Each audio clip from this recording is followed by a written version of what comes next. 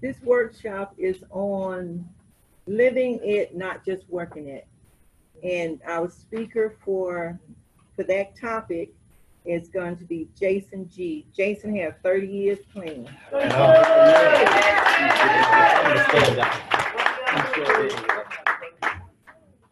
I'm an addict named Jason. Hey, Jason. I'm grateful to be here and be clean. I'd like to thank the committee and everything for asking me to share. I feel like, man, I don't even belong here because you guys got more time than me. A lot of you guys out here, and I just made the cut though. I'm the newcomer here when it comes to speakers because my clean date is February 28th, 1989. I just celebrated 2 days ago, my 30. So I'm real grateful to be here, and I'm just blessed to be around all this recovery and hear all the sharing and everything.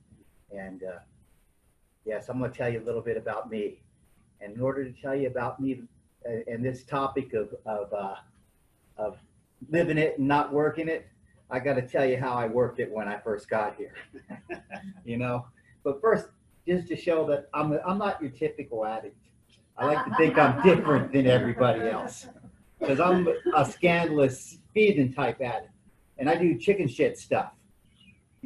Like one of my scams was that I would go to the college and hand out flyers for this 10K party to women, because you got to invite the women, because if you invite the women, the men will pay. Just the way that it is. And I get these guys to help break down on the keg, and we'd throw the party. And as soon as we collected the door money, we'd call the cops and bust the party and take all the cash. Yeah, so I'm not going to tell you that I was a righteous guy. I cut the shit before I sold it to you every time. You know what I mean? It was never, I had my sponsor told me once, he goes, I go to a meeting, I hear this one saying, this one's selling dope, this one's selling dope, this one's selling dope. Well, if this is all the dealers, where the hell's all the users? Yeah. We all do what we had to do in order to get what we had to get. So anyway, I found narcotics. You know what? I was born in Cumberland, Maryland, in Western Maryland. My first introduction to a 12-step program was actually not Narcotics Anonymous, and I wasn't even using it at the time. I got introduced to another fellowship because my dad went there, and it didn't work. When he was 35 years old, he died with a needle in his arm on a Thanksgiving dinner, and I was 11, the oldest of 4 boys, and I swore I was never going to use dope. I was never going to be like that man, until I found the circle. You guys know the circle. I walked up to that circle. This was the first time, the only time. And I said, what's this? After that, if I saw the circle, I knew what the circle meant. And I'm not going to tell you that I had a great time the first time because I don't really remember what happened after I, started firing that. But I do remember that I woke up real sick the next morning, but it wasn't a week later and I was using again. I did this for quite a few years until I ended up in a lockdown facility at the hospital. And then Narcotics Anonymous came. They had a panel that came in from Narcotics Anonymous through H&I. I love H&I. I love NA. And they introduced me to Narcotics Anonymous. The guy that introduced me still around at NA. His name's Kenny, and he's still clean. He's half the man he used to be because that diabetes. He's lost his leg and that stuff like that. But that's what happens. Like we get hurt around here. But he's still an awesome dude. He brought Narcotics Anonymous. He brought it to us. And they told us we had a choice. We could go to NA or another fellowship. I liked NA because they let us buy smokes and shit like that. So I just wanted to get a break, but you guys weren't kicking me out like other people would kick me out and stuff like that. And you told me to keep coming back. But I also wanted to get out of this facility. And they said, you can't get out of this facility unless you get a sponsor. Now, when I come to Narcotics Anonymous, I was full of bias and prejudice because if you didn't use with me, I might use your dope, but I wasn't hanging out with you if you weren't from my part of town and looked like me and act like me and stuff like that. So I remember I went to this meeting thinking with one purpose, I need to get me a sponsor. So I look around the room and one guy shared, and he had 7 years clean. thought, damn, 7 years clean. That's a sponsor. So I waited till the smoke break, because they had smoke breaks then. And I did what every good newcomer does. I walked up to the dude and I said, can I bum a cigarette? and he goes, yes. Now, I've been to a couple of NA meetings, and I'm not one of these guys who didn't care about what you thought, because I really wanted you to love me. I wanted you to like me, and I wanted you to think, so I wanted to try to sound good and spiritual. I'm the guy who tried to memorize some of the readings, and it started with Who's an Addict, because if I could remember, I could quote from the readings and maybe sound good and shit, you know? Anyway, I told this guy, I said, because it's kind of nervous for me to ask a guy to be a sponsor. I said, listen, I said, I got something that maybe you might want to pray about. So I was going to be spiritual. That's about you being my sponsor. He goes, great. He goes, I'd love to be your sponsor. Now I got something for you to pray about. I go, well, what's that? He goes, I'm fucking gay. I'm like, shit. I'm going through a divorce. How am I? This is what addicts do too. We go through divorces and shit. I'm going through a divorce. How are you going to be handling myself? I thought, you know what, it's going to get me out of this treatment center. So I could go, you know, I got me my gay sponsor. And I told the treatment center, and I got out of the lockdown facility. And see, here's the thing. I didn't know how to live clean. I didn't think I was an addict before I got here. But in my first year, I found out I just did not know how to live clean. So he has me working these steps fast, and I'm going through the steps, and I'm going to a lot of meetings. I'm going to like 2 meetings, 3 meetings a day, as many meetings as I can go to. And if I go wherever I go, my sponsor told me, he goes, if at that time, he said, if you need to go to the zoo and talk to the gorilla to stay clean, go to the fucking zoo and talk to the gorilla. So I was hanging out at the coffee shops. I was going to meetings. I was reading literature. I was trying to work this thing in order to help fix me. You know what I mean? Because I was a mess. I was a mess. I mean, I'll tell you how much of a mess I was. I was such a mess that, you know, when they talk about that, try to find that higher power, I wanted to get like this bigger higher power. I had to have like this super spiritual fucking higher power that was more spiritual than the next guy. You know, I heard this one guy sharing once. He said, when God looks at us and we say we got a better relationship, or I've got more recovery than the next guy, it's like us looking at some ant saying I'm the biggest ant. But I'm trying to find a star. So I'm sitting here and I'm trying to be spiritual. Right? And I remember I was with this guy, and we were up on one of those billboards, and this bird comes and it crashes into the billboard. And I see the bird there, and I said, this must be a sign from God. Maybe it's a spirit animal. So I chopped off its talon, and someone told me that an amethyst was a recovery crystal. So I stopped that into the talon and super glued it in there, and took some leather, because that's natural, and tied that thing around my neck. So I was walking around for my first year of recovery with this talon, live talon on my neck. I wore that till this dog ate it one day. But I'm trying to be spiritual, you know, I'm trying to be like Mr. NA, you know, and I pick up service work, and I'm so self-centered too. I mean, I am so self-centered. And some of these guys who had some time, you know, they like to mess with the new guy who's self-centered. So I remember we didn't have Starbucks, but everyone used to hang out at the Denny's in Fresno. So I remember going over to Denny's, and this guy Pete, he's no longer with us. I love Pete. He was a great guy. You know, he would make a great sponsor, but he used to fuck with me a lot too. But one day he comes and he goes, Jason, he goes, you know what we need? He goes, we need a new NA meeting in town. He goes, we don't have a meeting this night, but it needs to be an NA meeting that only spiritual people go to. We don't need to hear people talking out of their side of their neck and stuff like that. You know, people like me and you. Now, he was screwing with me, but I didn't know that. I thought, dude thinks I'm spiritual and shit, man. I'm getting this stuff down. So he goes, we need to make an invitation only. That way we can get rid of all the junk. So I thought, okay, I found a spot. And I started to get this thing so I could have my invitation only meeting for NA. So I called up Pete and I said, Pete, man, I got a spot. We got a place to have this invitation only Narcotics Anonymous meeting for, you know, us spiritual people. And he kind of laughed at you. Well, we'll show up and we'll talk about it. And they kind of directed me and showed me how to, you know, do this thing, and said, no, we got to put it in the schedule and all this other stuff. And, you know, they said it straight afterwards, but in my head, that's not what it was, because in my head, I'm making NA happen in the Central Valley of Narcotics Anonymous over in Fresno. I'm growing the fellowship. By the way, that meeting ended up growing to be a meeting every single night of the week. Yeah, all the crazy people come, none of the old timers, just all the newcomers. But it was cool, man. We were growing and we were happening. And I was in my first year, and I'm reading the steps. And here's how I tried to get these steps now. My goal was my roommate had about the same amount of clean time as me. And my goal was to finish the 5th step before he could finish his 5th step. See? Because that way I could say, I got my 5th step done, brother. Where are you at? You know, because it was like a pride thing. You know what I mean? And to be honest with you, I worked those steps half-assed.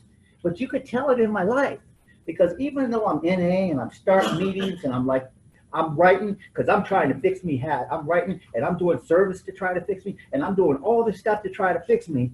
And even though I'm doing all this stuff to try to fix me, you know, other shit's happening.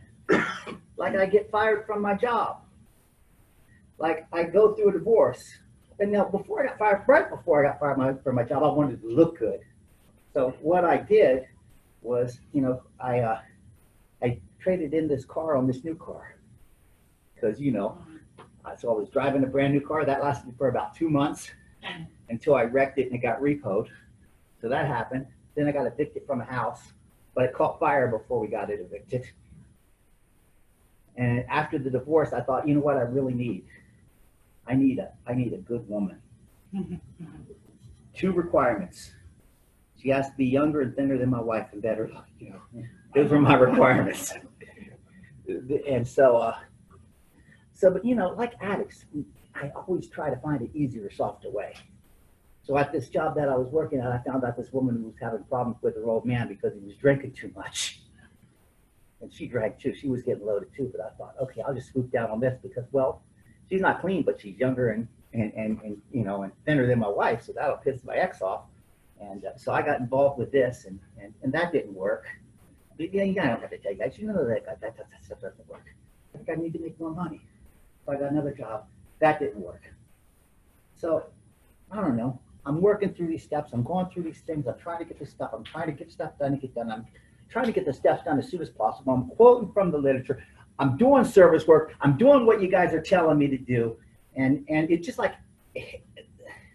I'm going through this stuff. I knew it. There's just something wrong. I knew what it was. It was fucking Fresno. I just needed to get the hell out of Fresno and move across the United States, and I was going to be okay. So I moved to the East Coast. And then when I get there, I do what I'm doing over at the other place. I'm living in Western Maryland. I'm thinking, man, you guys don't even go to area service.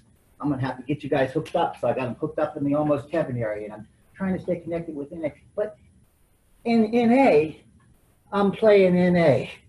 And I'm working this, and I'm trying to be NA, and I'm trying to work a program. I mean, I'm like, the truth is, I'm really working it. But the truth is how am I living? So I'm NA, I'm working it, but when the meeting's over, you know, I got a job working for my uncle. He was selling nurses' uniforms. He's a compulsive gambler. These nurses' uniforms were hot. He was ripping off this place in North Carolina, and I'm clean, going to NA and selling nurses' uniforms in West Virginia and Maryland and Pennsylvania at nursing homes and hospitals. And I was driving a van that he bought from a church. It had a dove on the side. My buddy called it the Holy Spirit van. He wrote that with a hot check. Man, you know, so I'm doing this, and I'm going to NA, and I'm quoting from the book because I really want to be like in Narcotics Anonymous, you know, and I'm doing all this stuff. And one day I was driving, and I had to quit. I had to quit the job. You know, I was driving, and I'm headed over the beautiful tube, by the way, over Virginia, up through the Blue Ridge Mountains and stuff like that. And some dude was hitchhiking, and I picked him up, and he pulled out a joint. And he asked me if I wanted to hit, and I was like, shoot the fuck out of the car. My first thought was nobody would know, but my second thought was I heard you guys. Oh, yeah, you'll know, God will know, you can't do it. So I kicked him out of the car, I quit the job. I did some other scandalous shit I'm not going to go into. But bottom line is I found myself at a meeting, and I couldn't just go to a regular meeting. What I had to do was, because, you know, I was reading the book, but I didn't see that part where you got to save your ass and your face at the same time. I went to a convention. It was actually the almost common area convention. And I waited till nobody was around that knew me and knew who I was. And I just had to get honest. I had to come clean. So I told you guys what happened. And then some woman, I don't know who she is, I wouldn't remember today, I was so fucking spun. Some woman took me aside after I shared, and she said, Jason, she goes, here's what you gotta do. The stuff that you were ripping off, you gotta put back and not get the guy in trouble that was ripping off shit with you. You gotta go back to your home group and you gotta tell him what's happening. He goes, because sometimes you gotta stay clean, you gotta come clean if you wanna stay clean. You gotta come clean if you wanna stay clean. Now listen, I know I'm telling you guys some scandalous shit and some shit that I've done clean, but the truth is, now that I've been clean for a while, I know all of us have done stupid shit clean. Everyone in here has done. Matter of fact, if you haven't done anything stupid shit clean, you haven't been clean long enough. Stick around. You're new. Keep coming back. More will be revealed. So anyway, so I did this. I went back and I told my home group, and you guys love me anyway. I moved back to California. I ended up getting another sponsor. I started going through the steps again. He had me burn the steps my first set. And I didn't want to burn the steps. I took a lot of time writing that thing. That's not true. The truth is, and when I did my fourth step, I made one of them 4-column checklists so I could check it off real fast and get it done. But then I started seeing things differently because I started reading the basic text and started studying the basic text more. And one of the things that it says is it says these are the principles that made our recovery possible. And what I realized later as I started working them more is that there's principles in those steps. I used to have this t-shirt that said, you know, because I come from that group where they work the steps or die, motherfucker, you know? Yeah. And you know what? We work the steps in order to learn how to live, because I didn't know how to live clean.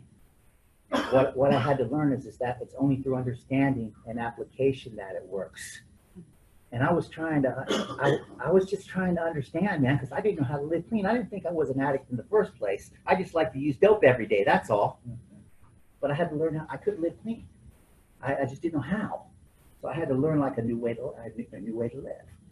So I started doing these steps with this other sponsor, and we started looking for the spiritual principles so that I can practice them. See, the difference is when I come in there, and I love to do H&I, but when I first did H&I, it was way cool back then too. It was like, who wants to go to the juvenile hall today? We're gonna go, no clearances or anything like that. But we could go down, we could do that. But when I first did H&I was doing it because they told me H&I keeps you clean. You don't get high doing H&I. That's what they told me, man. You don't get high doing H&I. But in the very beginning of our book, it talks about doing the right thing for the right reasons. Now, doing the right thing for the wrong reasons is still better than doing the wrong thing.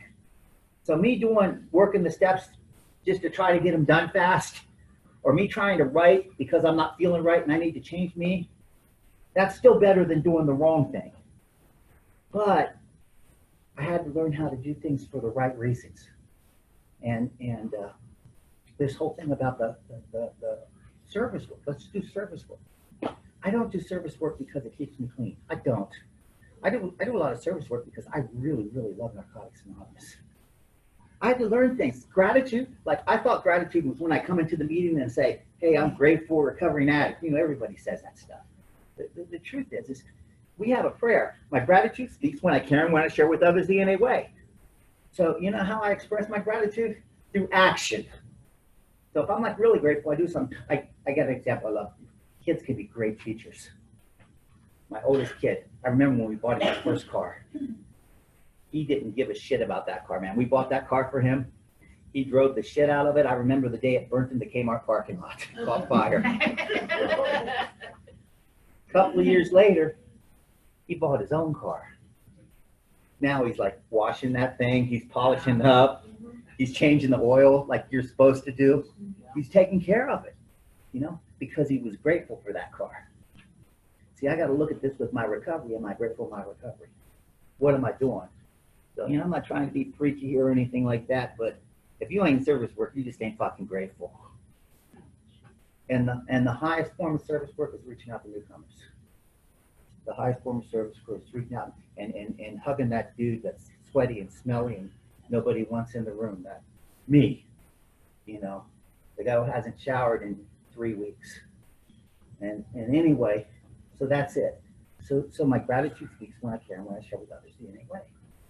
But to be honest with you, I'm kind of spun. And even clean, I'm really spun.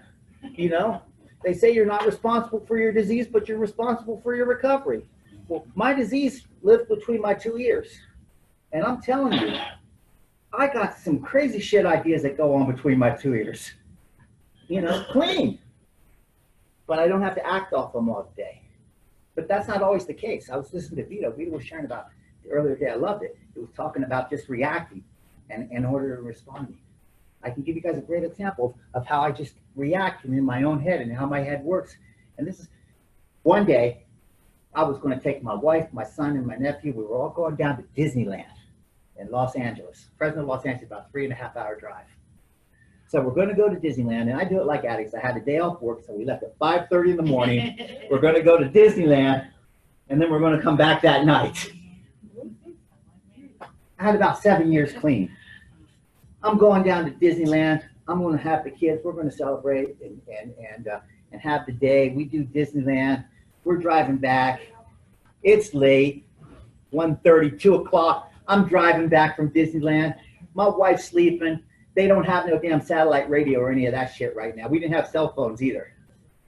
The kids are in the back sleeping. My wife's kind of like half nodding out there in the passenger seat. And as we're driving up over the grapevine coming, I try to turn on the radio and I get that, you know, scratchy sound on the radio.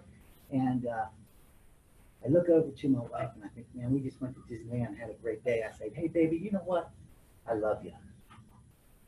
Now, she didn't say shit. She's half asleep. So for a minute, I'm okay. 3 or 4 minutes go by in my head. It fucks with me. It starts running these tapes. Damn, you got 7 years clean. You spent all this goddamn money on Disneyland. Ain't nobody loves you. You remember what you did, you piece of shit. What the hell's wrong with you? Yeah, it's true when they say in these rooms that nobody can beat us up like I can beat me up.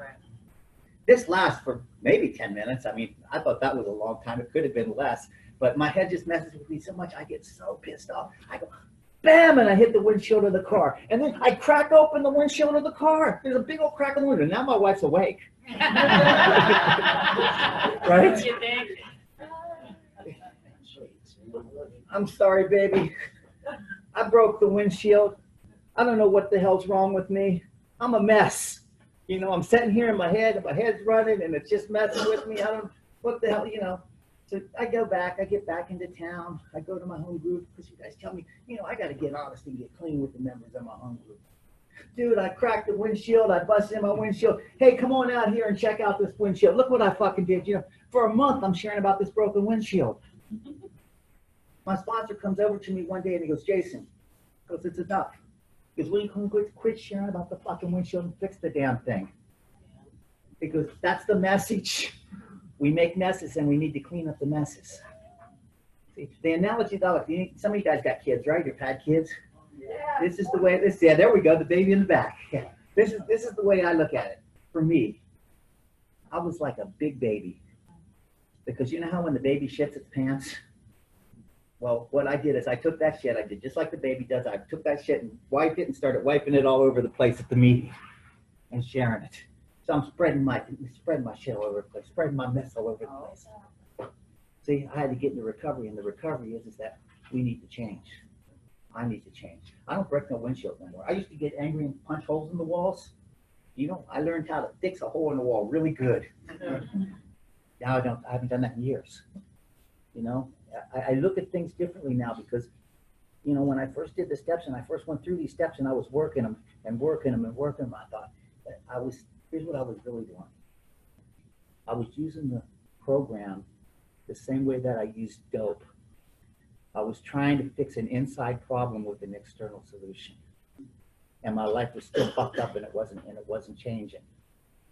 I wasn't changing because I wasn't trying to change me. I was trying to fix me. See what I mean? And so I had to learn how to do things differently. I started looking, I started reading the literature, and I saw stuff. I mean, it's not like I didn't read it. I mean, I read it before, but it just didn't take hold. You guys know, you get that aha moment when you're reading the book. You say, oh man, I never saw that before, even though we've read it 100 times. You know, we've never seen an addict who lives the program relapse. Our message is meaningless unless we live it. It says it all over the place. Our words and our actions mean nothing unless we live it. It talks about it all over the place in our literature. It says these are the principles that made our recovery possible. Just like I heard earlier today, the steps and the traditions. It's a half program if we only do half. I thought, I got to take the principles and I got to incorporate them in my life to change who I am, because I'm the problem, and I need to like work from the inside out and not the outside. Like admitting and accepting. I thought the first step was admitting and accepting. I remember write everything that is a drug does that affected you, like that treatment center bullshit that they give you. You know what I mean? Admitting and that we're powerless and our life's unmanageable. Shit, I knew my life was unmanageable when I was in jail and I was using. You know, I knew these things, but it was all about, you know, the honesty, the acceptance, the surrender, and just like living by these principles to try to, you know, live differently. So like, you know, honesty, acceptance, humility, patience, you know, all these principles I had to learn. And then the traditions, that's a whole new ballgame because I got to live by those too. And I'll give you an example of this. I got an 18-year-old boy. Last year, he wanted to start wearing baby blue and pink clothes. Like, fuck. I don't want my high school kid wearing these pink, he's wearing fucking pink shirts, man. And I'm thinking, you know, I'm reflecting me. But what I had to learn is I had to learn the spiritual principle of anonymity and let him be his own person. That's right. I had to like put my bullshit on him and let him be himself. That's right. You know, the steps help me to be comfortable in my own skin, to where like I'm not really wanting to kill myself no more. But the traditions help me so that I can get along with other people, so that I don't want to like go nuts with other people. I mean, it's good for the groups, but I mean, it's even stronger for my life. You know what? That where you know we don't want we ought to remain non-professional. One day, I don't know, I probably had about 2 years clean then. There was this kid, and he was taking medication. And I told this kid, I said, you don't have to do nothing. This is Narcotics Anonymous. We can get you free from all drugs. But why don't you come on over to my house and you can detox there and we'll walk you through it, just like I thought that we were detoxed. So he went over to my house. He went to my house. He stopped taking his meds. The next day we went to a Unity Day celebration. And when we're at that Unity Day celebration, this kid starts having convulsions. Thank God there was a nurse with some clean time in there. She said, who the fuck told this kid not to take his meds? Who's playing doctor? They don't know what the hell they're doing. See, I gotta leave the thing for the professionals to the professionals. But sometimes I like to think I know everything. You know, just because I'm a sponsor means that I'm not the marriage counselor, I'm not the attorney, and I'm damn sure not your bank. You know? So I got to leave things to professionals to the professionals. I'm not a professional. I did stay at a Holiday Inn last night, though. You know, that's not true. I did, but you know what I'm saying. I mean, I try to pretend to be. Just like whenever I was using, I try to pretend to be things I'm not. I don't know about you guys, but for me, it's real hard for me to be me sometimes. It's hard for me to be comfortable in my own skin, especially when I do shit that I'm not comfortable seeing me do. I don't know how long I'm gone, so you got to tell me, Bonnie, just like that when I'm ready, and I'll just stop. I don't know. There's time in it. 6 minutes. And it gives me a new way of life. And I love the life that Narcotics Anonymous gives me. It allows me to be a different person, but not only does it allow me to be a different person, but it allows me to see other people differently. When I went to the convention, well, we love that convention, the World Convention in Baltimore. Yes, guys, those are awesome communities. I heard some good things in there. I pulled over there, but I went to go by my dad's graveyard in Western Maryland, and I remember it was raining, and I remember working the steps. And you know what? Have you write that letter to your dad? You know, this is my dad who died. That had all this anger and all this resentment and all this feeling for him.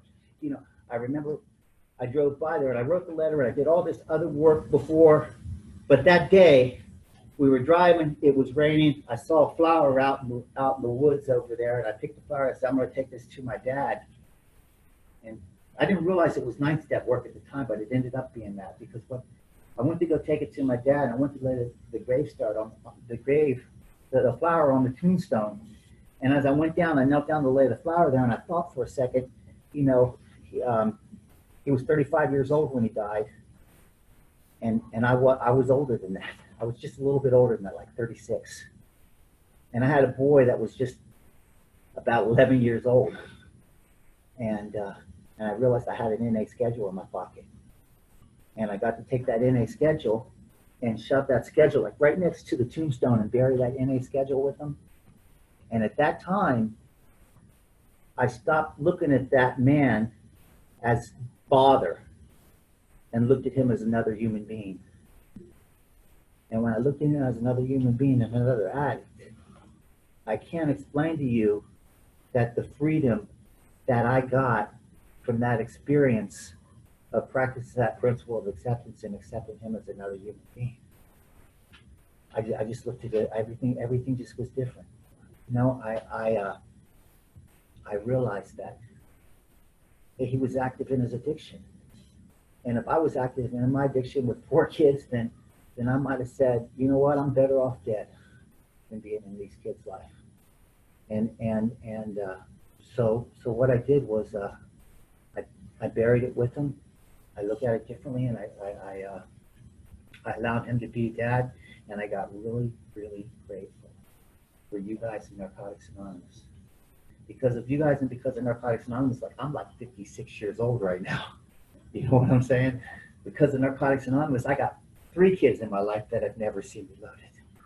Because of Narcotics Anonymous, I got a life. You know, before I didn't know how to be faithful and practice faith. I learned how to be faithful. I got a commitment running a business meeting, a meeting, and I showed up every week on time. And I did what I said I was going to do. You know, I met my wife in Narcotics Anonymous. She had 6 months clean when we met. And so it doesn't say that in the book. Not in basic text anyway. We've been together for 26 years now. Wow. All right. We've been married for 23. I've been faithful. I got 3 kids who've never seen me loaded. I got a wife who's never seen me loaded, and I've never seen her loaded. And she's real fucking active with her sponsees and her H&I and all this stuff. And you know what's one of her things, she was upset. She's upset that she couldn't come here because she had to work on Monday and couldn't get back in time. But see, I'm blessed. You can get anything you want here. The blessings are just so good in Narcotics Anonymous. And the love that I experience from all you, it touches me to no end. It touches me to no end. And then they touch that whole thing about that sponsorship. I'm telling you, I got the best sponsor around, and I love my sponsees. I don't know if y'all saw it. Some of you guys are on Facebook. My sponsee made me a big ass banner that said, "Congratulations, Jason." They were going to plan a surprise party for me this weekend. I said, "No, I'm going to Atlanta this weekend." She goes, my wife goes, "Shit." She goes, I'm gonna have to tell you because you keep planning things. So my surprise is next weekend, and it's no longer a surprise. You know, it's okay. You know what? I can feel the love. I can feel the love from all over. And this is from the guy you wanted to kick off your couch.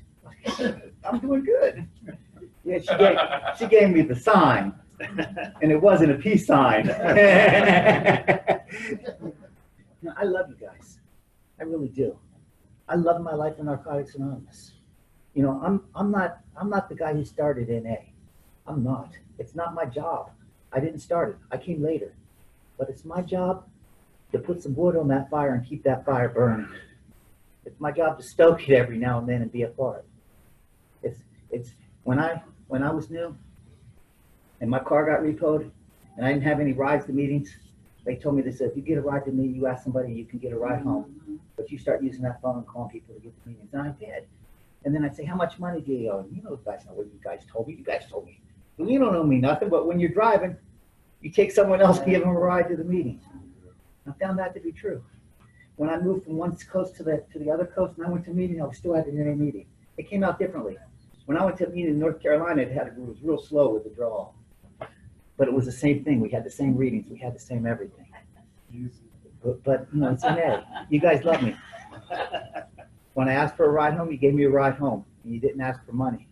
You took me back to the hotel by the airport so I could get in that Holy Spirit van and sell those nurses' uniforms that I shouldn't have been selling in the first place.